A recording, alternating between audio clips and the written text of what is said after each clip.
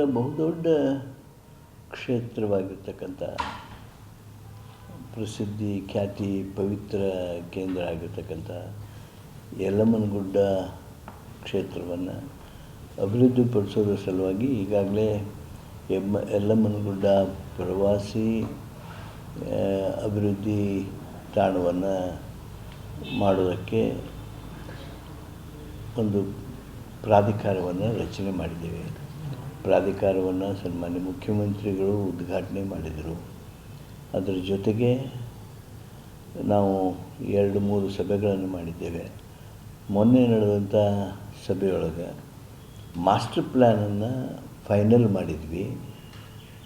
ದಾಸೋಹವನ್ನು ಮೇವು ದಾಸೋಹವನ್ನು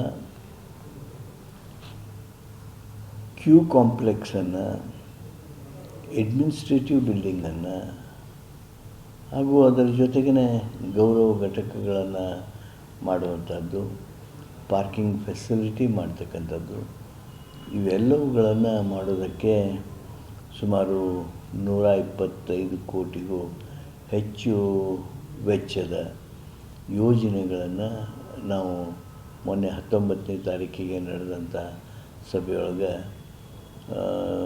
ನಾನು, ನಮ್ಮ ಸಹೋದ್ಯೋಗಿಯಾಗಿರ್ತಕ್ಕಂಥ ಮಾನ್ಯ ಜಾರಕಿಹೊಳಿ ಅವರು, PWD ಸಚಿವರು, ನಮ್ಮ CEO ಆಫ್ ದಿ ಮಂಡಳಿ DC ಬೆಳಗಾಂ ರೋಷನ್ ಅವರು, ಬೆಳಗಾಂ ಜಿಲ್ಲೆಯ SP ಅವರು, CEO ಅವರು, ನಮ್ಮ ಸವದತ್ತಿ MLA ವೈದ್ಯ ಅವರು, ಎಲ್ಲರೂ ನಾವು ಸಭೆ ಸೇರಿ, ಹಿರಿಯ ಅಧಿಕಾರಿಗಳೆಲ್ಲ ಇದ್ದರು, ಅವರೆಲ್ಲರ ಸಭೆ ಸೇರಿ ಈ ಎಲ್ಲ ಯೋಜನೆಗಳಿಗೆ ನಮ್ಮ ಮಂಡಳಿ ಅನುಮೋದನೆಯನ್ನು ನೀಡಿದೆ. ಇನ್ನು 15 ದಿವಸಗಳ ಒಳಗಾಗಿ ಟೆಂಡರ್ ಕರೆಯೋದಕ್ಕೆ ಈಗಾಗಲೇ ಸೂಚನೆಯನ್ನು ನೀಡಿದ್ದೇವೆ. ಕಾರ್ಯ ಬಹುಬೇಗ ಪ್ರಾರಂಭ ಆಗ್ತದೆ.